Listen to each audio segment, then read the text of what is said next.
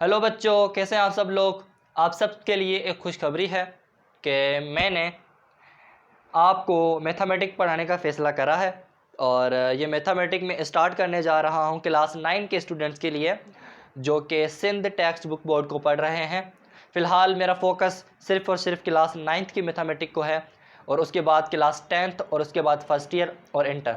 Direct first year और inter का इसलिए स्टार्ट नहीं कर रहा क्योंकि जो बेसिक कॉन्सेप्ट हैं वो आपको क्लास 9th और मैट्रिक से क्लियर होंगे। और फ़िलहाल मैं कोई और सब्जेक्ट या कोई और बुक प्रेफर नहीं करूँगा, किसी और चीज़ या जगह से नहीं पढ़ाऊँगा।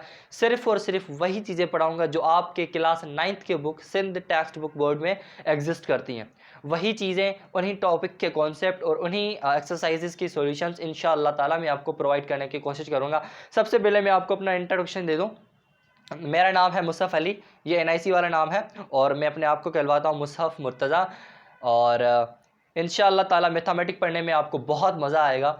मैं पूरी कोशिश करूँगा कि आपके जो मैथमेटिक के कॉन्सेप्ट होते हैं ना, उनको बिल्डअप करने की कोशिश करूँ। मोस्टली मैंने देखा है टीचर्स फोकस करते हैं और स्टूडेंट्स भी अक्सर यही करते हैं कि मतलब उन्हें जो है ना एक्सरसाइज सोल्व करना आनी चाहिए।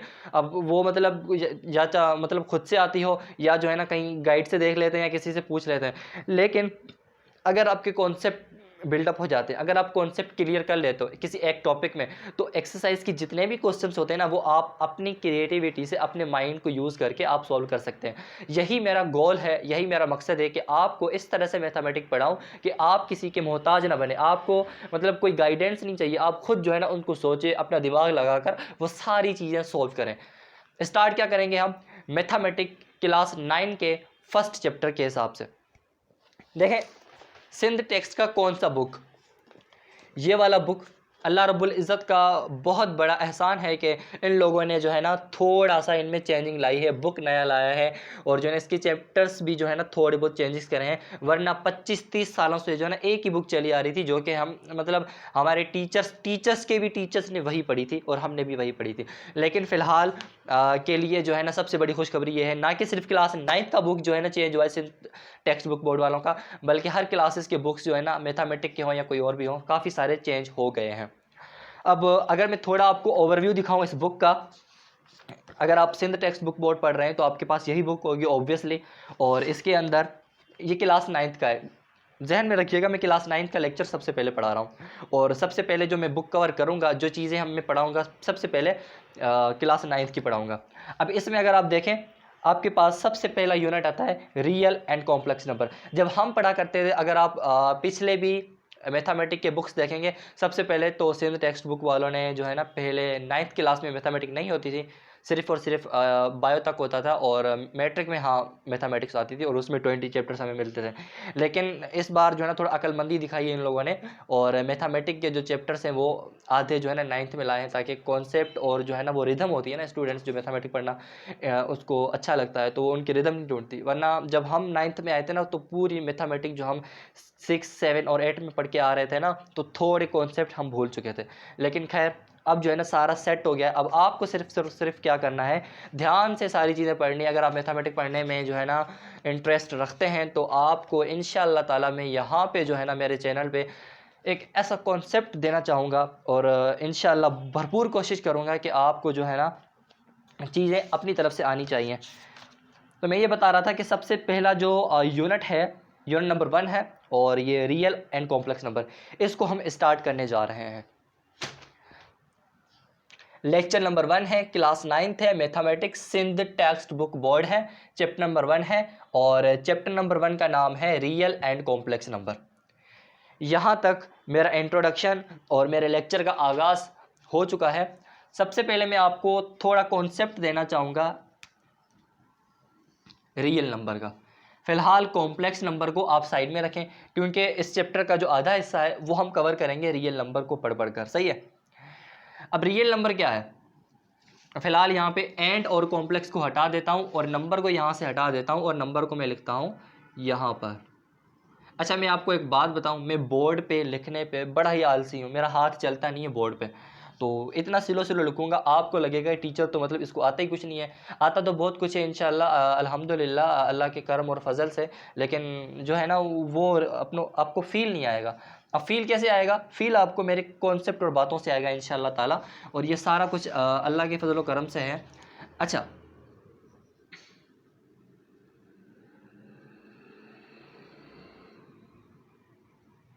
Real numbers. अब अगर मैं आपके पॉइंट ऑफ व्यू से सोचूं, जो आपने क्लास 6, 7 और 8 में आपने पढ़ा होगा, आपको इसके बारे में क्या पता हो सकता है? मैं ये अज्यूम कर रहा हूँ कि आपको इसके बारे में क्या पता है। आपको रियल नंबर के बारे में पता है कि रियल नंबर जो है ना, ये यूनियन है रेशनल और इरेशनल का, यही पता है आप लोगों को।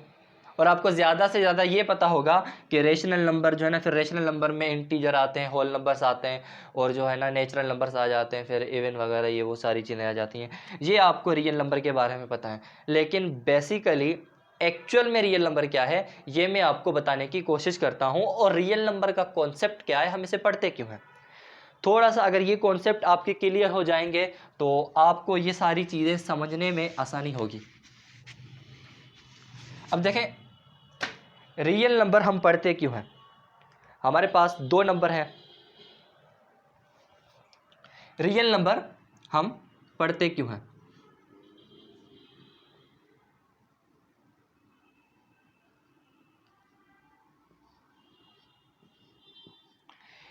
रियल नंबर को सबसे पहले जो पढ़ने की वजह है वो ये है कि हम जो हमारे पास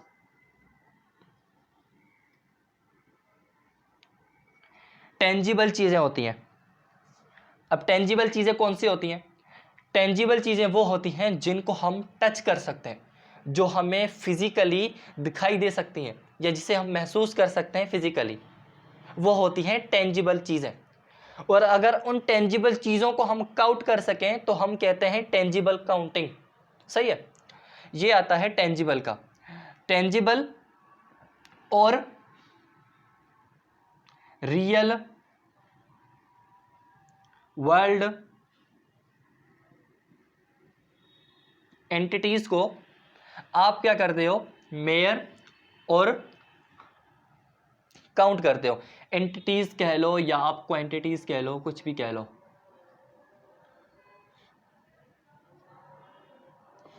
अच्छा, एक बात बता दूं कि आप ये जो मैं टॉपिक पढ़ा रहा हूँ ना, आपको लगेगा कि सर हमें जो है ना ये चीज़ों तो ना बुक में ना कुछ है। मैं आपको रियल नंबर के बारे में एक कॉन्सेप्ट देना चाह रहा हूँ जो कि ना सिर्फ आपको यहाँ पे काम आएगा, आपको फर्स्ट ईयर इंटर, यार जब आप यूनिवर्सिटी लेवल तक जाते हो ना, या यूनिवर्सिटी की प्रिपरेशन के लिए जाते हो, तब आपके कॉन्सेप्ट ही आपको काम आते हैं, ना कि वो चीज़ें जो आप एक्सरसाइज में सॉल्व करते हैं। तो अभी अगर मैं कोशिश यही करूँगा, मैं 9th में, मैट्रिक में, फर्स्ट ईयर इंटर की मैथमेटिक्स सब में मेरी कोशिश यही होगी कि आपको जो है ना टॉपिक्स के कॉन्सेप्ट क्लियर होने चाहिए। तो यहाँ पर मैं यही ट्राई कर रहा हूँ। अगर आपको समझ में नहीं आते या आप इसमें इंटरेस्टेड नहीं भी हो ना, तो आप सिर्फ और सिर्फ इसको देख सकते हो, बाकी इसको आप नोट डाउन करने या जो है ना इसको अपनी स्टडी में काउंट करो या ना करो, ये आप पर डिपेंड करता है। आपके जो मतलब की चीज़ें हैं ना वो भी आपको मिलेंगी, और जो आपके मतलब की चीज़ें नहीं है ना वो भी मेरे लेक्चर में आपको मिलेंगी, ताकि जो जिस हिसाब से पढ़ना चाहते हो उसको वो उस तरह का मटेरियल प्रोवाइड हो जाए। अब टेंजिबल और रियल वर्ल्ड एंटिटीज को हम जो है ना काउंट और मेयर कर सकते हैं। सही है ना, काउंट और मेयर कर सकते हैं। दूसरा, रियल नंबर्स जो है ना, real numbers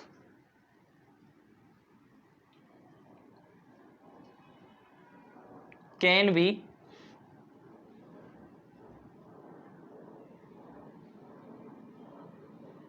represented on number line. अब आपको नंबर लाइन के बारे में तो पता ही होगा, वो जो एक बड़ा सा तीर होता है, कैसा? इस तरह का एक तीर होता है। अब तीर का तो एक ही मुंह होता है, लेकिन इस तीर के दो मुंह होते हैं। दो मुंह वाला ये सांप होता है, और इसके बीच में एक कुआं होता है जिसे हम जीरो का नाम देते हैं। इस तरफ हमारे पास पॉजिटिव लोग होते हैं। पॉजिटिव लोग मतलब पॉजिटिव वैल्यूज होती हैं, और इस तरफ हमारे पास नेगेटिव वैल्यूज़ होती हैं।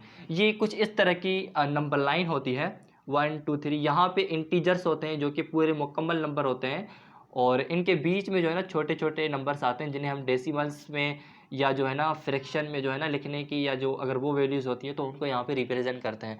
और यहाँ पे भी इस तरह से ही होता है, -1 होता है, -2 होता है, -3 होता है। अब ये दो चीज़ें हैं।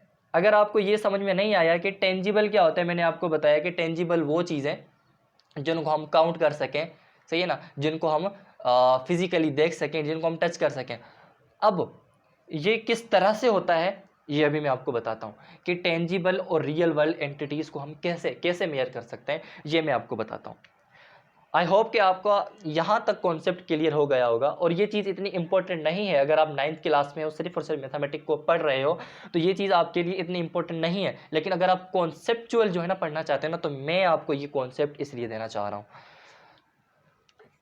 अगर आप नोट करना चाहें तो उसको नोट कर लें, मिटा रहा हूँ मैं। 1 2 3, सही है।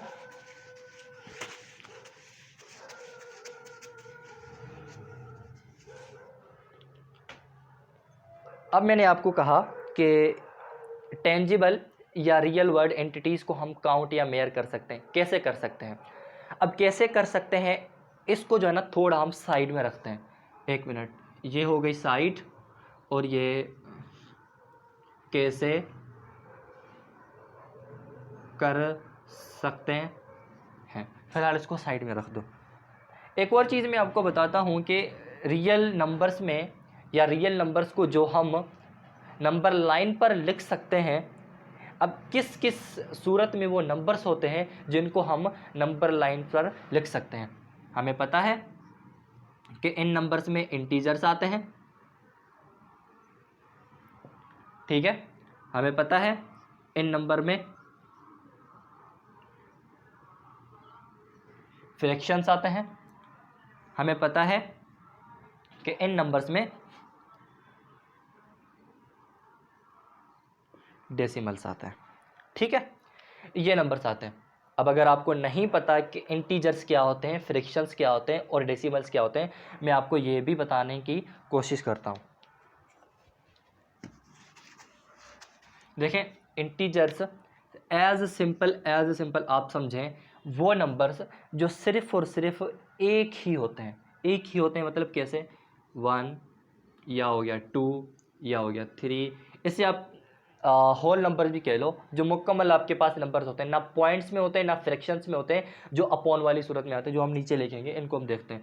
इस तरह के जो नंबर होते हैं ना, जैसे 59 40 100, ये जो मुकम्मल नंबर्स होते हैं ना, इनको हम इंटीजर्स कह लेते हैं, यूँ समझ लें आप, सही है। उसके बाद फ्रैक्शंस वाले कौन से नंबर होते हैं? फ्रैक्शंस वाले जो नंबर होते हैं वो होते हैं अपॉन में, सही है। जैसे 2/3, 4/5, 6/7, इस तरह से जो अपॉन में होते हैं ना उन्हें हम फ्रैक्शंस कहते हैं। और जो डेसिमल्स होते हैं ना, डेसिमल्स होते हैं पॉइंट वाले नंबर्स। 1.2, 3.14, 9.34, ये जो नंबर्स हैं ना, ये सारे इस तरह से हैं। ये इंटीजर्स हो गए, ये फ्रैक्शंस हो गए, ये डेसिमल्स हो गए।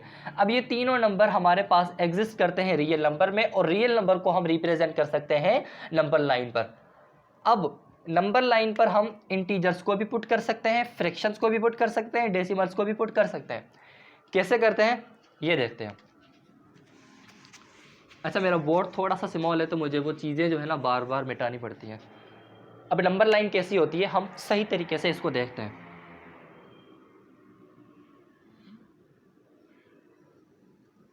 सांप तो नहीं बन गया, ये लग यही रहा है। लेट सपोज ये हमारे पास एक नंबर लाइन है, और आपको पता है कि नंबर लाइन के बीच में एक कुआं होता है इस तरह का, जिसको हम रिप्रेजेंट करते हैं ज़ीरो से। अब यार ये नहीं पूछना कि ज़ीरो जो है ना इवन है या ओड है, सही है ना, ये मुझे भी नहीं पता, मैं बहुत कंफ्यूज हूँ इन चीज़ों को लेकर ना। आपको जो है ना इस पर पढ़ने देता हूँ, फिलहाल जो है ना छोड़ दें कुआं। ये जो छोटा जो कुआं है ना बहुत ख़तरनाक है, लोगों को कंफ्यूज करके रखा है, फिलहाल इसको छोड़ें। यहाँ पर हम कुछ नंबर लिखते हैं।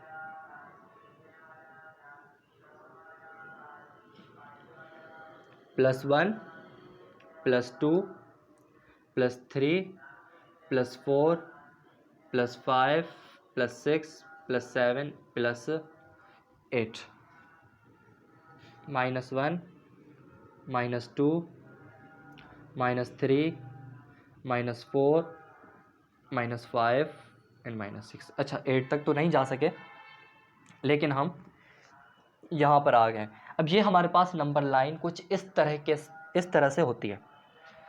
अब मैंने आपको कहा कि इसमें कौन कौन से नंबर आते हैं, इंटीजर्स आते हैं, इसमें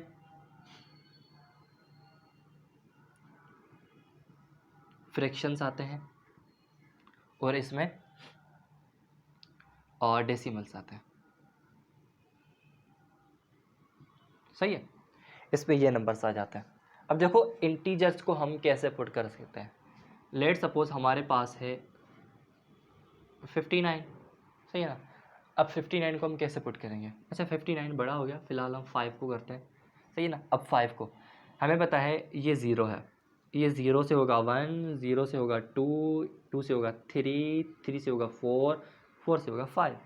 अब हम यहाँ से स्टार्ट कर रहे हैं अपनी गाड़ी को, और ये गाड़ी जो है ना यहाँ से स्टार्ट होती होती होती होती होती यहाँ पर आएगी, सही है। इस तरह से जो है ना इंटीजर यहाँ पे पुट होता है। अब फ्रैक्शंस कैसे पुट होंगे।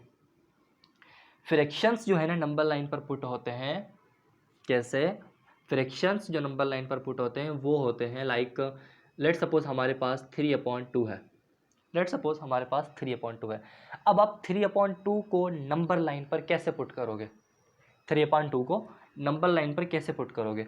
अब यहाँ पे सिंपल तरीका अगर मैं आपको बताऊँ, आपको मल्टीप्लिकेशन, डिवीजन ये सारी चीज़ें आती होंगी, तो सिंपल आप क्या करो, इसको लेकर आओ यहाँ पे। अगर आप सिंथ टेक्स्ट बुक पर पढ़ रहे हो ना, तो आपको ये भी तरीका आता होगा कि अगर आप 3 को इस तरह से डिवाइड करोगे 2 से, तो आपको क्या करना पड़ेगा, 3 को 2 का टेबल लगाना पड़ेगा। अगर आप 3 को 2 का टेबल लगाएंगे तो ये वन दफ़ा लगेगा, एक बार लगेगा इसको। अब अगर ये एक बार लगेगा ना, तो इसको अब यहाँ पे लिखेंगे 1 to the 2। अब हमने 1 to the 2 यहाँ पर लिखा, और यहाँ पे बचा 1, 3 में से 2 गए, बाकी बचा 1, सही है ना। अब 1 बचा, अब 1 को तो 2 का टेबल लग नहीं सकता। अब हम क्या करेंगे, अब हम यहाँ पर पॉइंट लेकर आएंगे, और ये पॉइंट आने की वजह से यहाँ पर 0 आएगा। अब ये बन गए 10, 10 को 2 का टेबल लग सकता है, कितनी दफ़ा, 5 दफ़ा लग सकता है। ये 5 दफ़ा टेबल लग गया, और यहाँ पे भी 10 हो गए, ये कट हो गया, यहाँ पे 0 बचा, और यहाँ पे हमारे पास 3/2 को हम 1.5 भी लिख सकते हैं। देखो ये आपका था फ्रैक्शन, और ये फ्रैक्शन को आपने कन्वर्ट कर दिया किसमें, डेसिमल में,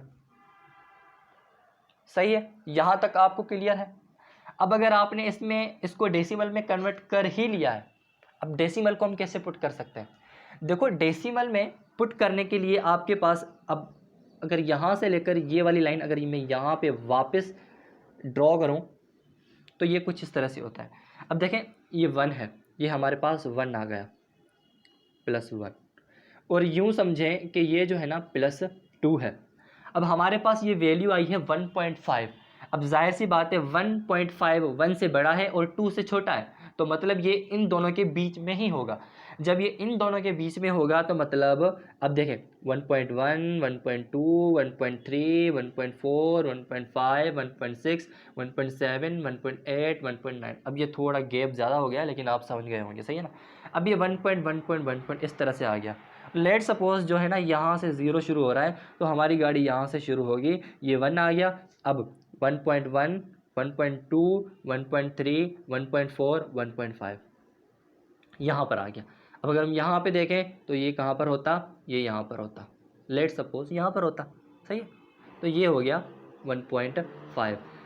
अब अगर फ्रैक्शन को हमने डेसिमल में कन्वर्ट करके इस तरह से पुट करा है, तो अब ऑलरेडी जो हमें डेसिमल मिला हुआ होगा वो भी इस तरह से पुट होगा, राइट।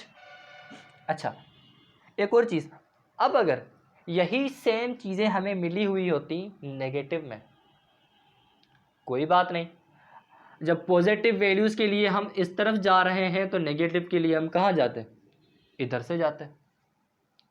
हो गया कॉन्सेप्ट क्लियर, समझ में आ गई कि रियल नंबर्स को हम नंबर लाइन पर कैसे प्लॉट या जो है ना ड्रा या जो है ना पुट कर सकते हैं या रिप्रेजेंट कर सकते हैं। I hope. अच्छा, ये बेसिक और सिंपल कॉन्सेप्ट है। अभी तो हम एक्सरसाइज को सॉल्व करेंगे, उसके अंदर चीज़ों को हम पढ़ेंगे। सही है। अच्छा, दूसरा मैंने आपको कहा था कि रियल नंबर जो है ना ये टेंजिबल और रियल वर्ल्ड एंटिटीज़ को काउंट या मेजर करता है। अच्छा, अब ये कैसे करता है ये मैं आपको बताता हूँ। देखें, लेट सपोज आपके पास 3 एप्पल्स हैं। ये मैं आपको इंटीजर के पॉइंट ऑफ व्यू से बताता हूँ। जाहिर सी बात है, हमारे पास 3 चीज़ें हैं ना, तो हम 3 चीज़ों को ही देखेंगे। लेट सपोज हम जो है ना इंटीजर के पॉइंट ऑफ व्यू से देखते हैं। अब इंटीजर में मैंने आपको क्या कहा, इंटीजर में क्या होता है कि आपके पास होल नंबर वाली वैल्यूज होती हैं। जो कंप्लीट नंबर होता है ना वो आपका इंटीजर होता है। तो सपोज करें आपके पास 3 सेब हैं। यू हैव 3 एप्पल्स, सही है ना। अब आपके पास 3 एप्पल्स हैं। अब आपने उन 2 एप्पल्स में से या तो आपने 2 खा लिए या जो है ना आपने किसी को दे दिए। आपने 2 किसी को दे दिए। अब आपने वो जो 2 एप्पल्स दे दिए हैं, बाकी आपके पास कितने बचे? आपके पास 1 एप्पल बचा। अब आपके पास 1 एप्पल बचा है, ये आपको कैसे मालूम हो रहा है? ये आपको मालूम हो रहा है वो टेंजिबल चीज़ की वजह से, जिसको आप देख रहे हो, जिसको आप काउंट कर पा रहे हो कि ये एक चीज़ है और एक चीज़ ये है। ये टेंजिबल चीज़ है।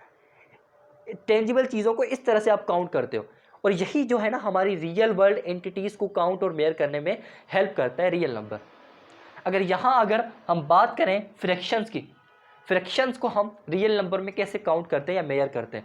सपोज करें आपने एक पिज़्ज़ा मंगवाया है। आपने एक पिज़्ज़ा मंगवाया है, कहीं से भी मंगवाया हो, KFC से मंगवाया या मैकडोनल्ड। KFC से मिलता है? पता नहीं यार, हम गरीब लोग हैं, नहीं है, छोड़ें, जो भी है।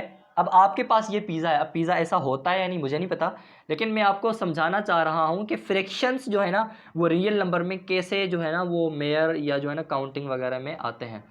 अब आपको इसके करने हैं 8 पीसेस। एक, ये कितने हो गए? 1 2 3 4 5 6 7, 2 8 हो गए ना, 2 4 6 8, ओके 8 हो गए। अब ये 8 पीसीज आपने कर लिए, जिसको आप स्लाइस कहते हो, है ना। अब ये 3 पीसीज आपने खा लिए, 3 पीसीज आपने खा लिए। अब आप इसको काउंटिंग में कैसे बताएंगे? कैसे बताएंगे कि मैंने इतना पिज़्ज़ा खाया है? वैसे तो आप जुबानी ये बताएंगे कि 8 पीसेज में से 3 मैंने खाए हैं, लेकिन आप लिखोगे कैसे? आप बताओगे कैसे? आप बताओगे ऐसे, आपने 3 खाए हैं, 3 पीसेस खाए हैं। कितने में से? कितने में से? कितने पीसेस थे? कितने आदमी थे? अच्छा, कितने पीसेस थे? 8 थे। कितने पीसेस थे? 8 थे। आपने 3 खाए हैं, कितने पीसेस में से? 8 पीसेस में से। अब ये आपको कैसे पता चला? ये फिजिकल चीज़ थी, ये टेंजिबल चीज़ थी। आपको पता लगा कि मैंने जो है ना 1 2 3 पीसेस निकाले थे, उसके पीछे जो बचे ना वो 5 बचे हैं, लेकिन टोटल कितने थे? 8 थे। इस तरह से जो है ना आपको रियल नंबर हेल्प करता है फिजिकल या टेंजिबल चीज़ों को रियल वर्ल्ड के हिसाब से, रियल वर्ल्ड के सिनेरियोज क्रिएट करके। ठीक है। अब अगर मैं आपको बताऊं कि सर डेसिमल का भी बताएं, सर डेसिमल का इस तरह से होता है। लेट सपोज आप जो है ना इस बोर्ड की लेंथ मेजर करना चाहते हैं। ये लेंथ होती है ना, हाँ, इस लेंथ को आप मेजर करना चाहते हैं। अब ये लेंथ लेट सपोज आपको मिलती है, ये लेंथ आपको लेट सपोज मिलती है 1.5। कितनी? 1.5। अब ये 1.5 ही है। इसकी श्योरिटी क्या है? इसकी श्योरिटी ये है कि भाई हम इसको नाप रहे हैं किसी इंस्ट्रूमेंट से और वो एग्जैक्ट 1.5 आ रही है, और आप श्योर हो जाते हो कि हाँ भाई इसकी 1.5 है। कैसे पता चला? क्योंकि ये चीज़ फिजिकली एग्जिस्ट करती है, हम अपनी आंखों के सामने इसको जो है ना मेयर कर रहे हैं और वो चीज़ हमें मिल रही है। इस तरह से जो है ना रियल नंबर्स जो है ना हमें हेल्प आउट करते हैं रियल वर्ल्ड सिनेरियोज में। आई होप कि यहाँ तक चीज़ें आपको कॉन्सेप्चुअली क्लियर हो गई होंगी।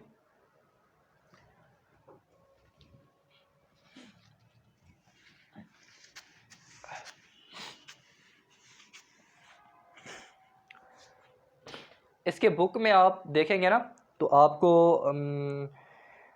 पता लगेगा कि इसके अंदर terminating number, non terminating number, recurring number और नॉन रिकरिंग नंबर, इन चीज़ों का थोड़ा बहुत हवाला है। अब ये चीज़ें जो है ना, ये आती हैं रेशनल नंबर्स में और रेशनल नंबर्स की क्लासिफिकेशन में, लेकिन अब इसमें नहीं दिया हुआ, तो मैं आपको थोड़ा सा इसका कॉन्सेप्ट बता देता हूँ कि टर्मिनेटिंग नंबर्स कौन से होते हैं, टर्मिनेटिंग नंबर्स कौन से होते हैं, नॉन टर्मिनेटिंग नंबर्स कौन से होते हैं, रिकरिंग नंबर कौन से होते हैं और नॉन रिकरिंग नंबर कौन से होते हैं, टर्मिनेटिंग और रिकरिंग नंबर कौन से होते हैं, non terminating and non recurring numbers कैसे होते हैं, ये थोड़ा कॉन्सेप्ट मैं आपको देना चाहता हूँ। थोड़ा यहाँ पे आप मुलाहिजा फरमाइएगा, थोड़ा सा ध्यान दीजिएगा, ज़्यादा कॉन्सेप्ट नहीं दे रहा, बिल्कुल बिल्कुल टू द पॉइंट मैं आपको बताना चाह रहा हूँ। देखें, अगर आपके पास नंबर्स है,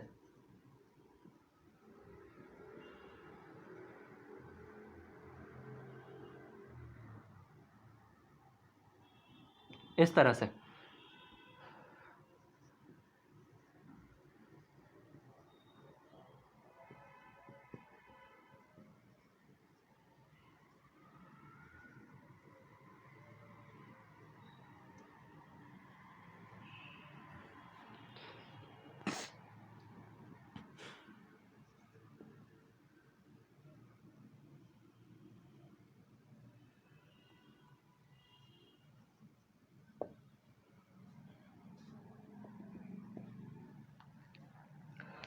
अब मैं आपको बताऊंगा यहाँ पर सबसे पहले कि टर्मिनेटिंग क्या होता है, टर्मिनेटिंग और रिकरिंग। देखें, टर्मिनेटिंग उन्हें उस नंबर को कहते हैं जो वैल्यूज़ या जो नंबर्स पॉइंट के बाद में एक या दो नंबर्स के बाद ख़त्म हो जाए। अगर यहाँ पर देखें,